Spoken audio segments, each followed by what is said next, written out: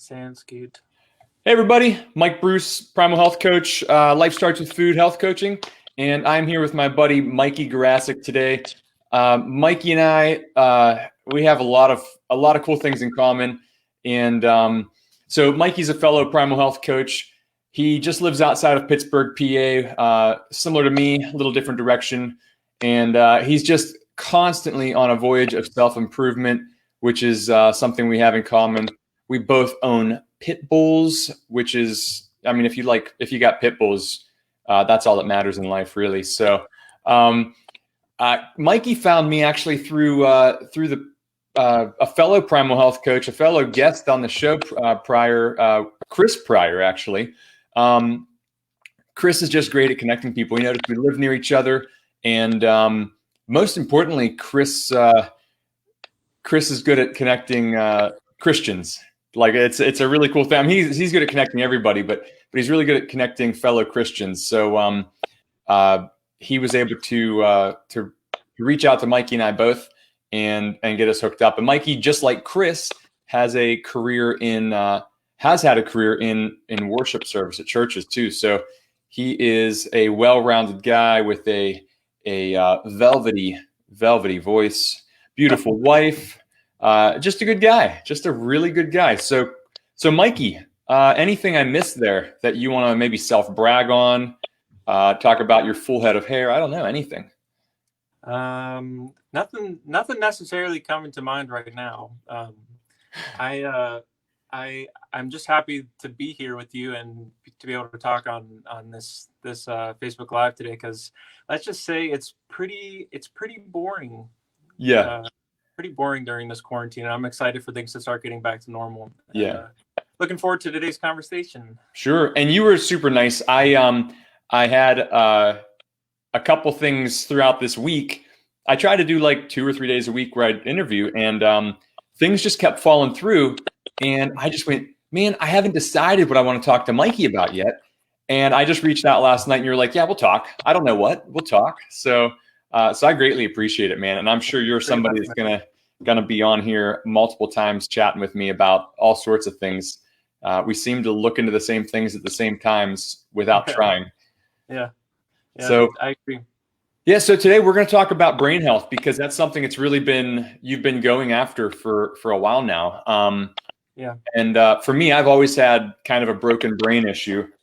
I've always had sort of just brain fog a lot of my life, and difficulties structuring and organizing things in my head.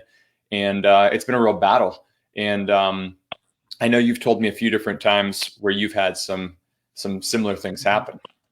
Yeah. So I've been researching it a lot lately, just simply because I have so much empathy now for people that are struggling mentally. And it's basically come down to so much research on blood flow and blood flow to the brain.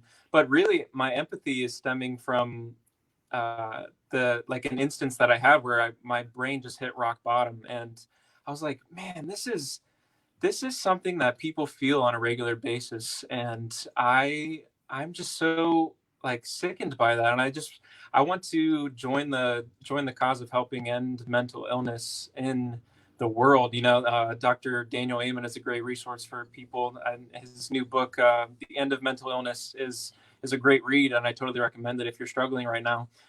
But specifically, I think this is a good topic to get into, because just with everything that's going on in the world right now, there's a lot of isolation, and there's a lot of you can see statistics of alcohol consumption going up and suicide rates going up, just from, I think the biggest and one of the worst things that you can do to a human is isolate them. And I agree. I want to get into some just different tips and tactics that I've been kind of pulling on during times like these. I think one of my favorite quotes is actually, during times of crisis, you don't rise to the level of expectation, but you fall to the level of your training. So for a lot of us right now, we're starting to realize that maybe we're not super trained up, and what a better time than right now than to start training for just life in general, increasing your increasing your emotional resiliency and just resiliency in general. So Yeah.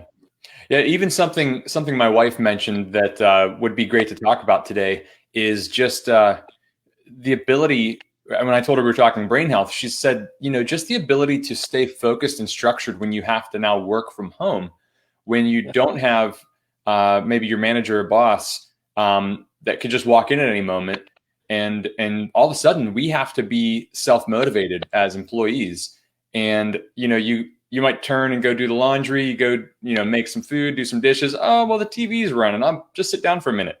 And it's just like these shiny objects at all times when you're at home that we weren't used to. So having less brain fog and a clear head really helps you to stay focused. And here's the thing: we can stay focused for a short time, but how do we stay focused for longer periods of time? And I know we both have a lot of thoughts on this, but let's jump into this, man.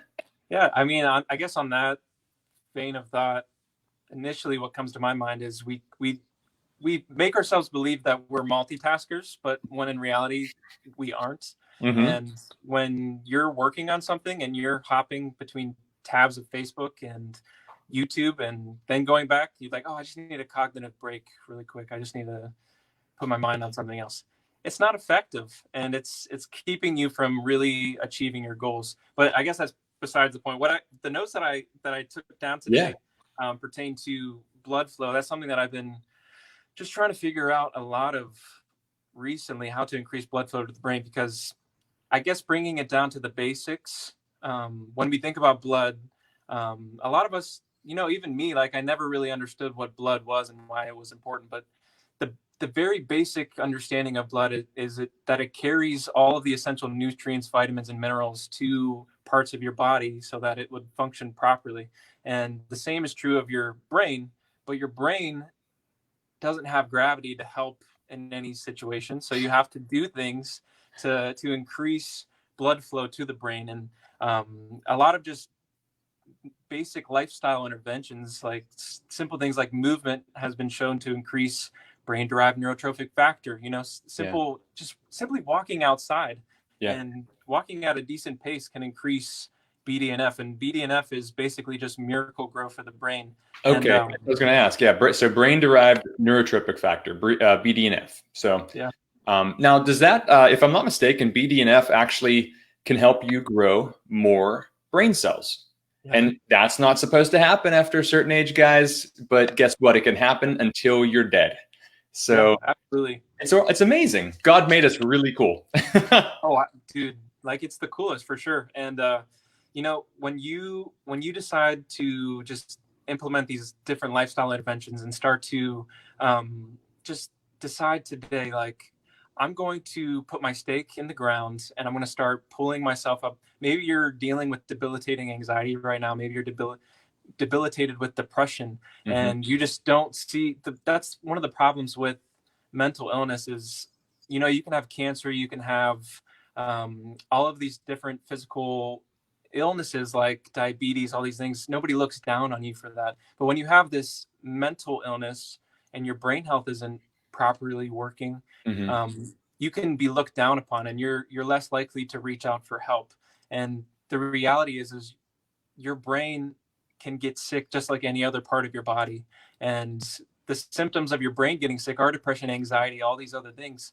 And I'm a fan of looking at before and afters of SPECT scans, SPECT scans. I forget what that stands for, but you can see like a healthy brain and how it looks compared to a brain that different parts of it are not turned on any longer. And if your brain is like that, if your brain is damaged, if you've experienced any traumatic head injuries as a kid, and there's chances that your brain just needs a little bit more attention right now. And since we don't see our brain like other parts of our body, like our belly fat and our acne and stuff, since we don't see our brain, we're less likely to think about it. So I don't have my phone. It's actually my phone background is a picture of a brain doing jump rope. So it's just like it just reminds you to pay attention to your brain and take care of it. And if you wanted to, we can hop into some of these different things. And real fast on those SPECT scans, the SPECT scans, what's amazing is it doesn't have to be like a concussion. if you're a drug addict, your SPECT scans are going to be real bad. And something that makes your SPECT scans look very similar to being a drug addict is toxic mold exposure. And it's something like 51% of houses in the US have toxic mold and at a high level. So there's a good chance that your brain's not working, and it's for good reason. So when your brain's not working, it's telling you something. So that's really important. Do you have any tactics? I've actually never really looked into maybe how to see if you have toxic mold and how to get rid of it. Do you have any ideas on that? Yeah, I don't have it on me right now, but I could post that later on. There are ways to test just with little like Petri dish kind of things you can set throughout your house. And they might be a couple bucks a piece. You order them in from the guy I remember hearing, he passed away just last year, the year before, but his practice still does this. But he just sends these all around the country so people can test for toxic mold. Once you test for that, then you really need to decide how severe that is in what area of your house and how to go after it. But do not put Clorox bleach on mold. That sends up even worse spores. You might kill the mold for a time, but the spores go everywhere, and they're aerosol at that point. So that's where a lot of my damages come from that I've learned after the fact. Yeah. Okay. That's something that I want to start looking into, because we just moved into this new place not too long ago. I just never, I think about it from time to time. I'm like, oh, I wonder if there's any like toxic mold in here that maybe we're unaware of. But as far as things that you can, even if there is toxic mold in your environment, you can always, no matter what's going on in your environment, you can take control of what you're doing for yourself and your brain health and your physical health. So realizing that blood carries all of these nutrients and vitamins and minerals to your brain. So how do we start to increase all of these things, all of this blood to our brain, so that our brain can get the essential nutrients that it needs? And some things that I found were something like I said, walking outside increases BDNF, and something that is very baseline and preliminary that maybe is overlooked is essential amino acids. And if you practice somewhat of a carnivorous diet, you're pretty good in that category of getting essential amino acids. Things like leucine, lysine, methionine, and all of these other essential amino acids. But even if you are on a carnivorous diet or aren't, supplementing an essential amino acid supplement's a great idea. Something from, I use Ben Greenfield's, it's a Keon supplement, essential amino acids, and the reason why I see it as an important thing for brain health is it supports your neurotransmitters. And when you think of the game of life and we lost you, Mikey. I'm sure he'll come back in a second. So yeah, Mikey was talking about he's talking about the neurotransmitters in the body, and the neurotransmitters really are just an amazing thing that it just runs everything in our bodies in terms of feel-good hormones, all these different things. And it's a really interesting, let's see, is he back? There he is. Oh, man. That happened.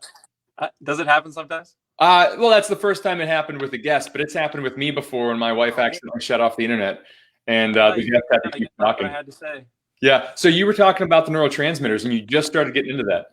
Yeah, dude. And I think essential amino acids are a key component. They're a precursor to building back up like your GABA, your dopamine, your serotonin.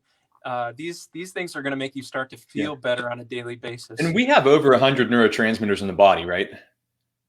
Something like that. And if I'm not mistaken, quite a few of them, I don't want to say majority, but quite a few of them start in the gut. I would say majority, at least for mine. Is that not the craziest thing? These are neurotransmitters, and they start in what some would call our second brain, which is our gut. Yeah. I'm a believer that the heart's the second brain, the gut's the third brain. So, but yeah, that's really cool, man. And these neurotransmitters, before we move on to the neurotransmitters, you keep saying essential amino acids. Is there a reason? Because you can find branch chain amino acids anywhere. Why essential versus branch chain? At least from my understanding, branch chain amino acids aren't the full complex of amino acids that your brain is looking for, your body's looking for. It's not the full picture, you know. Yeah. And if you do eat a lot of organ meats and just meat products in general, like you're getting a very bioavailable source of these essential amino acids. And that kind of leads me to my next tip, which is consuming a bioavailable source of like essential amino acids and omega-3s and nutrients. And whether you're on a carnivore diet or not, upping your organ meat consumption, upping your fish consumption and egg consumption. I know you don't do egg whites, and there's a good reason for that. I'm sure you might want to get into, but egg yolks are great, and they contain a lot of these vital nutrients that your brain is looking for, because our brain is it's made up of mostly fat. That's what your brain is. And when you are eating a fat deficient diet, which has been recommended for so long now, then you're not doing your brain any favors. Yeah. Yeah. And that's it. Or swapping out the fats that actually have been around for all of human history. We're swapping these out for vegetable fats, which, first of all, the vegetables we're getting them from weren't even around a couple hundred years ago. We've, bastardized the system and kind of created these new vegetables. And then we squeeze the tar-like oil out of the seeds. And there's nothing natural about that process. There's nothing natural about getting it. And I know my buddy Matt Walko's on watching, and he's if I'm not mistaken, a food scientist. Matt, throw up in the comments what you do, man. It's a really interesting thing. And we haven't got together yet to really dive in, because we definitely have some conflicting ideas. Because he works in an industry that I don't understand. So, but yeah, these compounds, if you have inflammation, which bad fats cause inflammation, you're going to have brain problems. Yeah. And I'm sure you have that written down to talk about too. So yeah, I mean, systemic inflammation generally starts from what you're eating, and life starts with food. That's somebody that I know that's really awesome said that. Stop it. But yeah, I mean, even Hippocrates said that 2,000 years ago, when science hasn't evolved to the point in which it is today. But Hippocrates said that all disease starts in the gut. And really what we're seeing is what you're eating really has an effect on your body through inflammation. And inflammation is a good thing. Like, God created inflammation. It's a normal part of life. When you get a cut, your body inflames in that area. It increases blood flow and it heals. But if you're systemically inflamed, chronically inflamed, you're going to run into a lot of issues, because your body is constantly fighting something. And really just putting out the waters of inflammation is going to help increase blood flow and going to help your brain. But some other things that I wrote down that's growing in popularity, and something that I really want to check out, is have you heard anything on hyperbaric oxygen therapy lately? Yeah, I've heard. I really dig that. And what do they call it? It's HBT. Yeah. But man, who has that kind of money? That's tough. I know. You can find clinics at least to go to and get involved. I know there's nothing around maybe me here in Sharon, PA, but if you live in an area where there's more woke individuals that have awesome functional medicine practices, you can find, like, if you're really struggling and you're kind of like, I need a last ditch effort, go find a functional medicine practitioner and maybe Google search hyperbaric oxygen therapy near me and find something. Because that's showing to be really efficacious in the blood flow to the brain department. I'm not super sure on all the science behind it, but it's becoming very increasingly popular lately. Yeah, a lot of it comes down to when you're in those chambers, it hyper oxygenates your body. It actually forces oxygen into tissue at a higher level than what can actually be done any other way. Breath work can get you pretty darn close. Yeah, that's what I was about to say. Yeah, which is amazing, right? Breath work is completely free. And if it gets you 70% of the way to where a hyperbaric chamber does, then holy cow, keep the 15 grand in your pocket and just do a lot of breath work, man.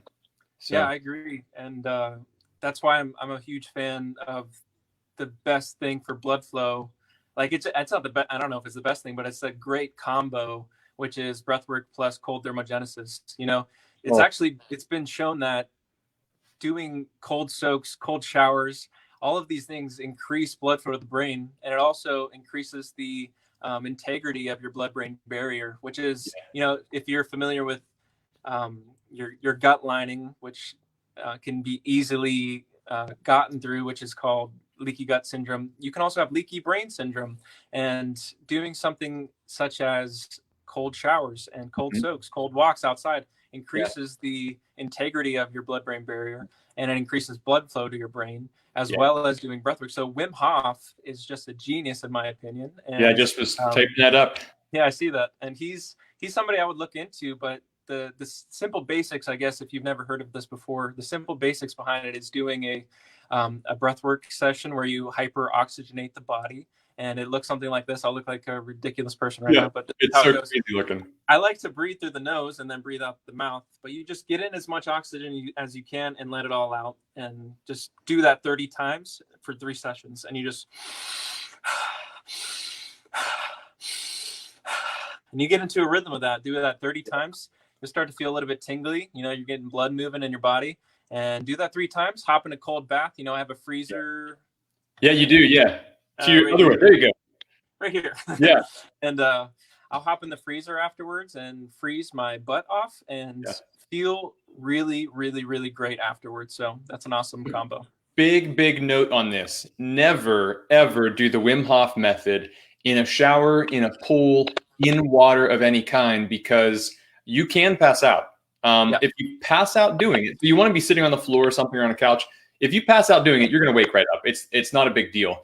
It's because the Wim Hof method kind of it doesn't over oxygenate. It actually it gives you a hyper source of CO2. CO2, which is that correct? Is it? I think it's the other way around. I think you're expelling more CO2.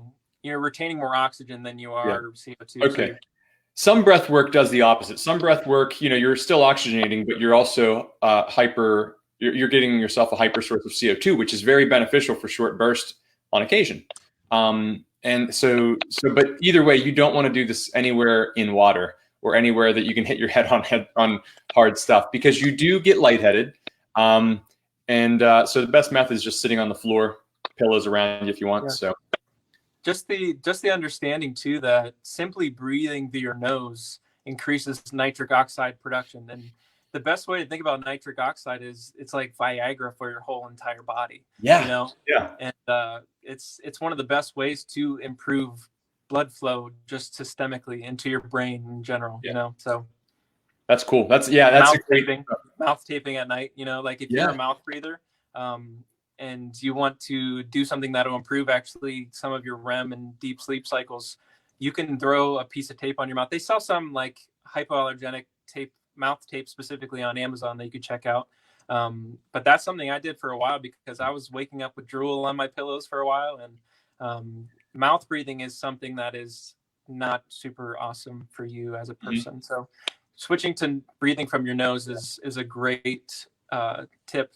So yeah, and I have it's more of a theory than proof. It's an N equals 1 with me.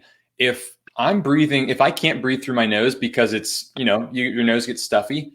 If I'm not sick and I can't breathe through my nose, it's because I've eaten something that my body's intolerant to, and that's where it's almost like someone's just pinching on one side or both. Yeah. And I can't breathe through my nose. So then I start looking back at the last 2 days to see what it was that I ate, anything out of the normal. And I just avoid that. So for now, I think I told you this is where we were talking about eggs before. Eggs do not treat me well right now. And I think it stems back to some mold exposure I had last year. And my body, it's right around the time that eggs started bothering me real bad. And my body hasn't healed from that yet. So I have to do a lot of detoxing work just so I can get eggs back in my diet again and breathe through my nose.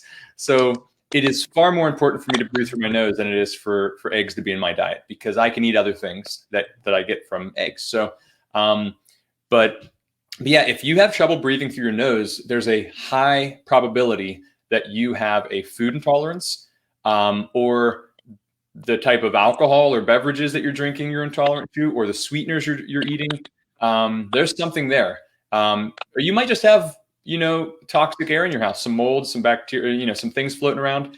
But that's something to really look into. Really dial in your diet for a good 3-4 weeks. And if that doesn't fix it, then you need to see what else is going on. So, yeah, it's a lot of troubleshooting for sure.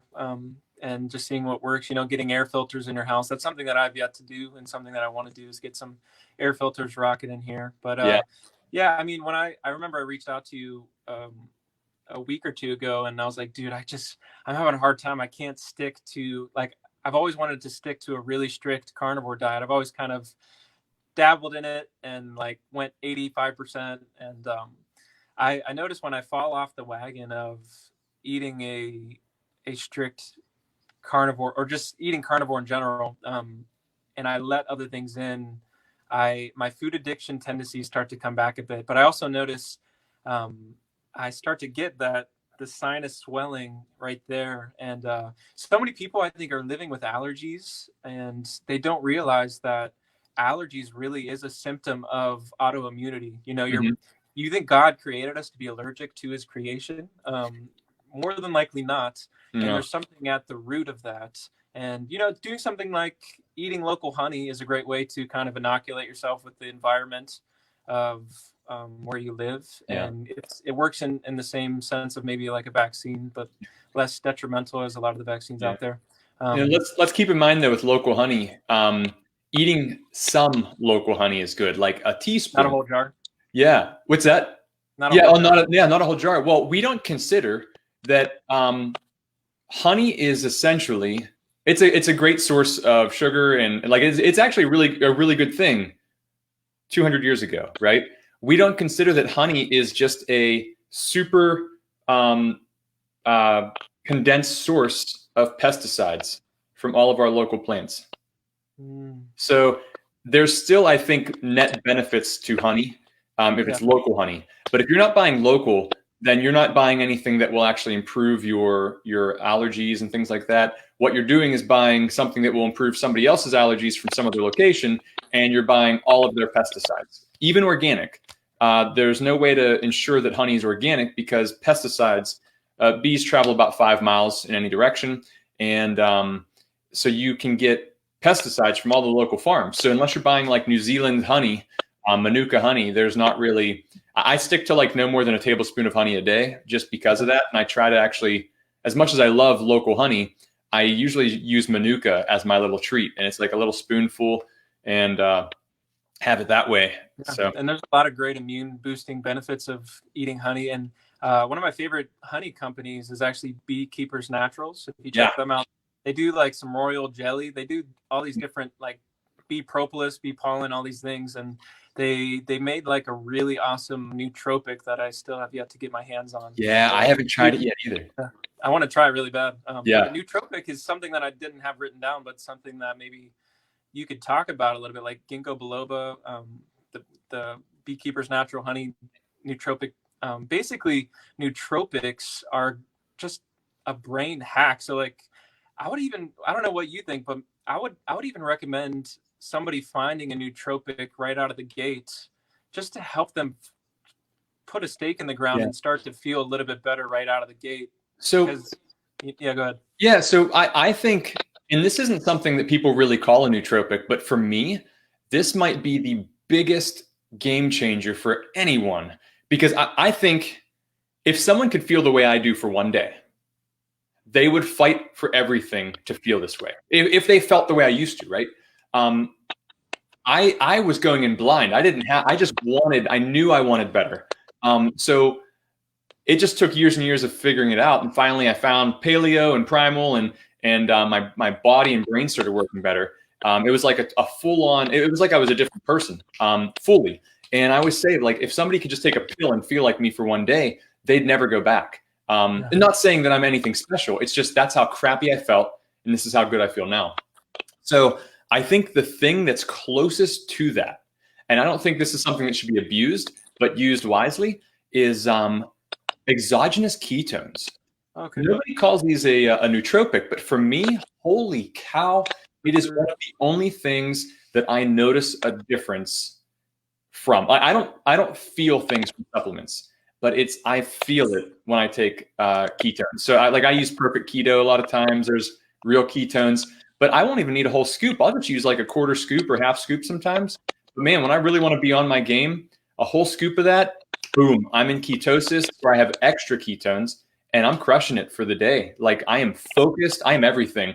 My brain's on fire. My hunger is like totally in control. I just feel terrific. I have energy. It is the only thing left in my life that gives me like an extra boost above who I am now. Yeah, I love that. I've actually never tried exogenous ketones. I've done MCT, which can have a similar, but not exactly the same effects, because MCT oils are the derivative of a coconut, and they are medium chain triglycerides. Basically bypass digestion entirely and are just rapidly utilized in the body as energy. Right down in the liver. Yeah, dude. So that kind of has an immediate effect, but ketones are super, super fascinating. And I think, with the explosion of the keto diet a few years ago, some people, I don't know, it can become like white noise sometimes. And it can become like, is the keto diet even relevant still? Like it's so like last year, but just the science of ketones and how it is like a preferred source of fuel for the brain. There's been a lot of clinical data that comes from the keto diet, or like nutritional ketosis, and having an effect on kids with autism, and clinical studies on depression in the keto diet. But understanding that ketones being produced in the body can really have an uplifting effect on your mood and just your overall just daily life and how you feel and how you interact throughout the day. So ketones. Yeah, it's there. If you really want to learn more about ketosis and the things that ketosis can do for your body, and the fact that we have been in and out of ketosis our entire lives, or all of history. So like we were born into ketosis, right? Mother's milk is a ketogenic drink, essentially. So I threw up the magic pill on the banner here because that is a movie that will show you just so much. It starts out a touch hokey. You get through the first 5 minutes and it's unbelievable. I was in tears multiple times. Really? Yeah. Oh man, I did work with kids with autism when I was growing up, and so that's really near and dear to my heart. And wow. Be able to see kids in such a short amount of time get language back. Like, let's just imagine being so smart that you can trap yourself in your own brain and you don't talk to the world. And like you essentially create a pandemic where you're stuck in your house, but it's just you and your brain and you don't need anybody else. That's how smart these kids are. We think, oh, they're dum-dums. They can't even talk, BS. They are some of the smartest kids in the world. And when they can get their body and brains functioning right, all of a sudden you see how stinking smart they are. And it's just so incredible. So yeah, this is super near and dear to me. So is that the magic pill? Is it on Netflix? The magic pill. It was on Netflix. I don't know if it still is, but you can always find it on YouTube. I mean, anytime a link gets taken away, I find it somewhere else. So cool. Yeah. I love all of it, man. And I love what you're doing with your Facebook Lives, and I think you're helping a lot of people. And I super appreciate all that that you're doing here. And how many people are live right now with us? We have people watching right now. I think we had 6 at one point, but yeah. So does anybody have questions for Mikey? Because Mikey and I we really like to answer questions. We both love being interviewed. That's the funny part, right? Yeah. And if anybody has any more questions, maybe after the fact, maybe they're watching this later, you can find me on Instagram, and you can find me on YouTube. I'm really putting a lot of effort in and trying to get a YouTube platform up off the ground so that I can help more and more people. So if you wanted to head over and support, feel free. I'm just gonna shameless plug Mikey Garasic on YouTube, and I'm making constant videos, probably 2 to 3 a week now. So yeah, it's spelled Mikey Garasic like this. So and honestly, your videos are insanely professional looking. I just like seeing them because they're so nice looking, and different camera angles and stuff. Like it's so much fun to watch what you do, and like to be part of it, and then see what you put out there, and you're like, holy cow, how did you how did you do this all? So that's really fun for me to see, and really fun to have a friend that's so talented like that. And yeah, I noticed you started interviewing more people. Two of my buddies that my buddy Chris Pryor that's been on here, and then another buddy Jordan that we have had a chat with together before. Both great guys. So let's give it a roundup. The couple things. So we had movement to get your brain working better. Yeah. Any kind of movement. That could be literally hanging upside down to get more blood flow to your brain. That's a real thing. Sure, yeah. Yeah. Get gravity helping you out there. Yeah. Yeah. Walking, jump ropes. If you have a whole vibration plate or a whole body vibration plate, terrific things, right? Sure. And all these things, they do more than just one thing. They don't just get your blood flowing; they get your lymph flowing. What was the second one you had? EAAs. EAAs, yeah. Okay. So essential amino acids, that does a lot of stuff for moving good things around your body. And if you don't want to take EAAs, you don't have to go carnivore. You definitely don't have to go carnivore. But something I'm finding in my life and in my coaching, increase the amount of animal products you're eating, because animal products are where you get essential amino acids, not from vegetables. I'm sure there's some sources of vegetables, but I'm a big believer that if you have a Ford truck that needs a new fender, you put a Ford fender on it. You don't put a Toyota fender on it. It's going to take a lot of work to get that Toyota fender to fit. So why not just get something that bolts right on? So if you need to rebuild meat, you do it with meat. So movement, EAAs, what else do we have there? I mean, just on that analogy, eat meat to rebuild meat, eat brain to rebuild brain. Yes. You know? Yeah. So like Ancestral Supplements is one of those places you can actually find that. I have not been able to find brain except for a restaurant when I was in the Czech Republic, but I had to give them a day's notice and I didn't do that. So I'm pretty sure they have it on the what's it called? The website with all the great meat products. It's like US Wellness Meats. US Wellness Meats. Unless that's something that's just changed, you're not allowed to buy brain in the US. Really? Yeah, because of mad cow disease, they think that's a problem. So wow. We're allowed to eat McDonald's and slushies and cotton candy and all these things, but we can't eat an animal part. Yeah, there's definitely a lot of work that we need to do still here in America. Yeah. So. And then your last thing was nootropics, right? Nootropics and breath work. Oh yeah, breath work. We can't forget breath work. So my buddy Ed, he wants to know what ketones I take. So yeah, I take the ones I have right now that I just go with a lot because I like the company, and it tends to be, oddly enough, you can find a better price than other places, is Perfect Keto. But I don't use these all the time. In the last week or two, I have used them more often because I'm doing some detox through this mold issue. And for some reason, like I muscle test. Ed knows what muscle testing is. We go to the same doctor. I muscle test to see if I need any ketones that day to help with detoxing and brain function and gut health, because ketones help with a lot of things. And for whatever reason, my body is requiring them more often lately. So I take small doses more often. But in general, I usually only take them when I need a mental advantage, like an interview. When I really want to be on my game, I take them because you've probably found this, Mikey, when you're in ketosis, you literally have a bigger vocabulary.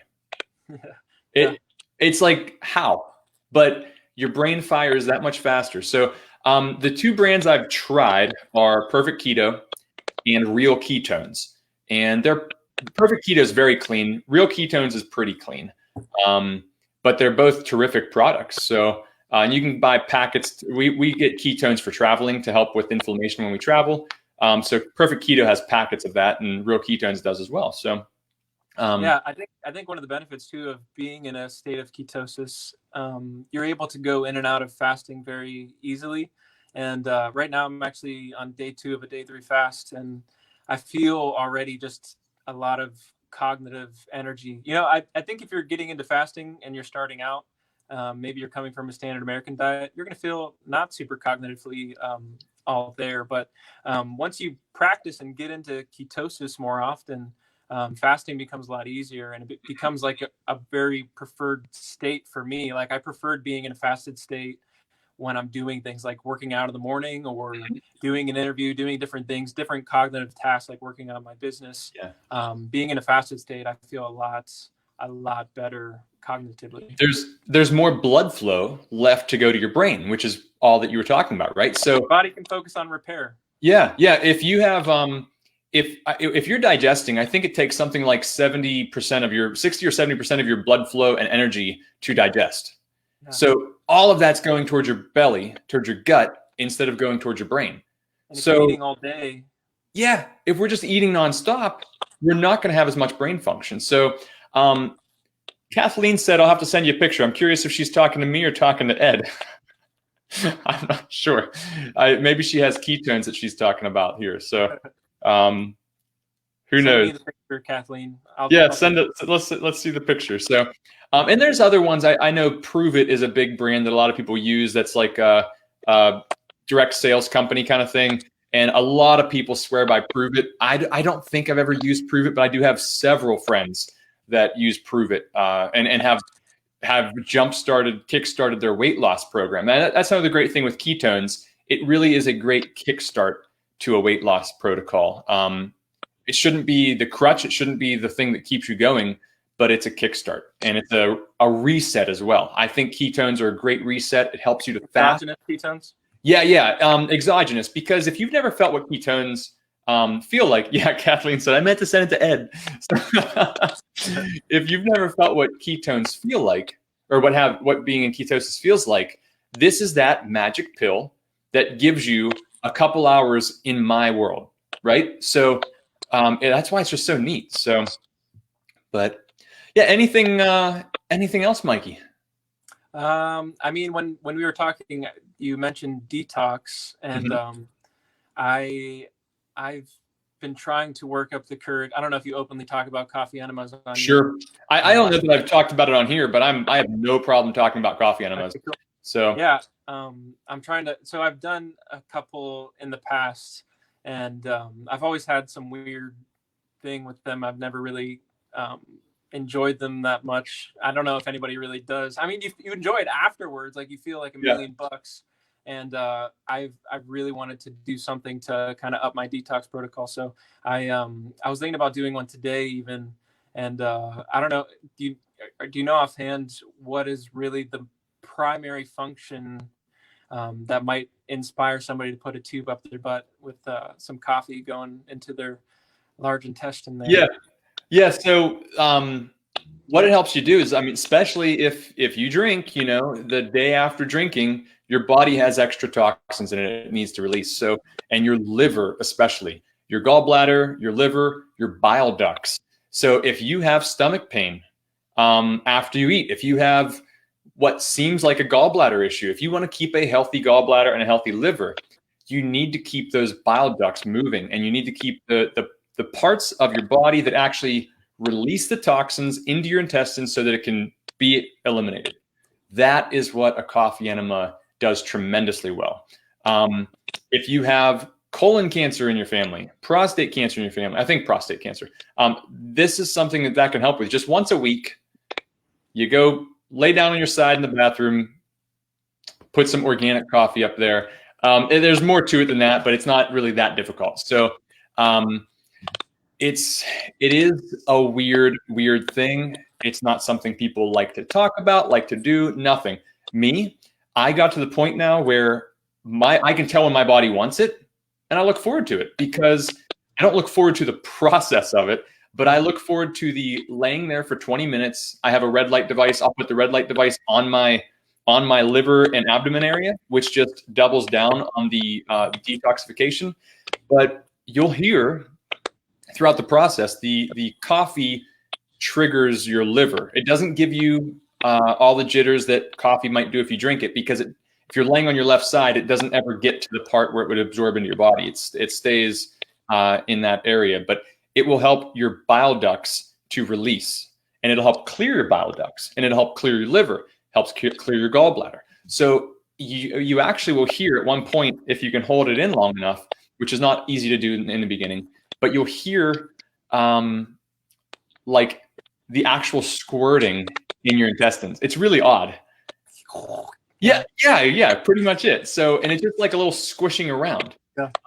And once that happens, you realize it's doing what it's supposed to do. And when you actually release it all, it's not normal smelling. It's not normal. It is bile that's coming out of you some. So it is a great way to cleanse and clean out stuff. I don't recommend it for everybody, but at the same time, I kind of do. It's just, it's we need something like that on occasion. Because we live in a toxic world, and when you do a coffee enema, you're upregulating glutathione, which is the master antioxidant. And it's one of the best things for detox. I've heard numbers. I think the number's around 200 to 400 times upregulation of glutathione, but I swear I heard somebody say 800 times, and that seems a little high. But I believe that it's an extraordinary amount of glutathione, and that's an important antioxidant for your body that you can produce endogenously, but you need a little bit of help from the stimulation from the caffeine and the coffee to stimulate that bundle of nerves to release the bile from your gallbladder or whatnot. Is it your gallbladder? Yeah, gallbladder. And guess what else increases glutathione? What? Everything else we talked about today. Oh, yeah. Breath work, walking. I mean, you do something healthy, it just is a cascade effect throughout the body. So many different things. Yeah. So, but I guess as far as the procedure, if you're at all inspired to even try it in the first place, I remember when I first heard about it, I was like, yes, I have to try it. But as far as doing it effectively, you're going to want to make sure that the house is kind of cleaned out already. There's not a lot in there. So yes, good call. So good call. It makes it a lot easier to hold. You will experience some peristalsis, so that's your large intestine doing this, all of your sphincters, and that's your body's going to want to kind of push it out. Yeah. At time to time, but you can hold it in. Some people use it as like a meditation practice where you're just like really focusing and being intentional. And when you get those cramps, you have to really breathe through it and just. I make a lot of noises if I start cramping. You might walk by the bathroom and I'm going. I would love to hear that. Like I start clicking my ankles together, just trying to move a little bit, and I can't imagine like walking by the door when I'm making noises like that. So. That's pretty funny. But, like I said, I didn't really make it a regular practice for me. I've done it a few times, but it's something that has regularly been on my mind. Like I can't seem to shake the thought of it, and it's like one of those things that you when you think about something and you're like, I don't really want to do, but I know I should. So worth doing, like all of the time. I think it's something bigger than myself that's telling me like, I think you need one of these right now. It's a self-care thing, and I think once your body's done it once, it's in your subconscious, and your subconscious knows when you need to do it again. Your subconscious knows, whoa, this really helped, and it can be addictive for people, probably, because my opinion is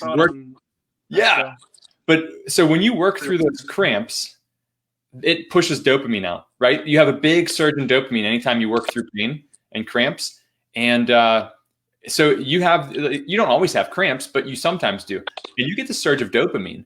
And it feels good, right? So dopamine feels good, and you got some stuff going on there in your gut. Yeah. So the that's another thing for the or what did we say? Neuropeptides? No.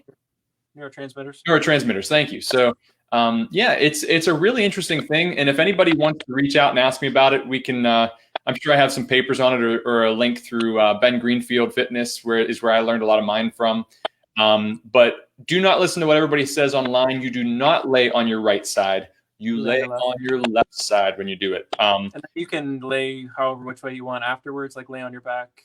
No. I stay on my left side the whole time. Oh, really? Yep, I stay on my left side the whole time because I don't want that coffee going in and giving me all the caffeine. I'd rather drink caffeine than have it go in that way. So, but I've done it at 9 p.m. and gone right to bed. So if you're laying on your right side, that will not be the case. You need to lay on your left side. Okay. Yeah, I've heard lay on your left side initially, and then you can kind of lay into a more comfortable position. But I mean, people do all different things, but in terms of keeping from getting amped up from the caffeine, stay on the left. Yeah. So, but And you know me, I have really expensive coffee, so Yeah, purity coffee. It's the good yeah. stuff. I can't switch off of it now. I used to drink an entire an entire French press of coffee a day. But now I've worked down to 1 cup a day, and then I'll take breaks from drinking coffee for like a week or so just to kind of reset, because the adenosine in coffee, I think, is similar to the receptor. Can't remember the neurotransmitter, but there's a neurotransmitter in coffee that's produced in your brain that's similar to this one of the receptor sites that's important for sleep. And if you drink a surplus of coffee daily, you're going to fill those receptor sites so that the neurotransmitter for sleep can't fit into those receptor sites anymore. Yeah. And it causes a lot of issues. Just overconsumption of coffee in general can cause a lot of mental problems. And man, speaking of that, my Oura Ring claims I had 3.5 hours of deep sleep last night. Oh, dude, I had like 3 hours last night too. How? That's nuts, right? So I think mine was from fasting. I ate at 5 o'clock. I didn't eat after 5. So that's I think what helped me out. So Mikey, I got your stuff up here, sharing your information with everybody. So Primal Practice. Primal Practice on Apple Podcasts and Spotify, and then just YouTube is Mikey Garasic. I'll post some video from the podcast and other YouTube videos and stuff. I did forget. Yeah, you take your audio and turn it into podcast too. So this is Mikey on YouTube, your YouTube page. I thought I had this. Here we go. Yeah, that's just there we go. So I mean, you just do it like this is classy looking stuff, man. You do a really nice job. Just on the visuals. And this is just the beginning, it's just the start of something new that I really want to see through and start to help as many people as I can through the online reach, So. Yeah. I mean, look at that guy, man. Oh man. This is our buddy, Chris, my buddy, Jordan, that we're friends with. And then Mikey on Instagram. These are the places you can find him, guys. And he puts out really informative, really good stuff. I mean, look at this. This is incredible. You and I have a similar story, about 220 pounds down to like 165. So yeah.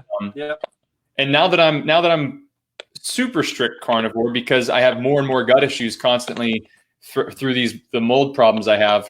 I'm down to like steady 157, 158, and I eat pounds of meat a day, guys. Like. I've just never been so lean so easily. All the tracking and stuff that I used to do, it's ridiculous that you don't have to do any of that. So my whole health coaching is changing, and I don't think people have to be carnivore, but I do think it's tremendous benefit. So Mikey, something else you do that I really enjoy, you and your wife get on and sing because you've both been in praise bands. You just like to uplift people. So you'll get on and sing sometimes on Facebook, on Instagram.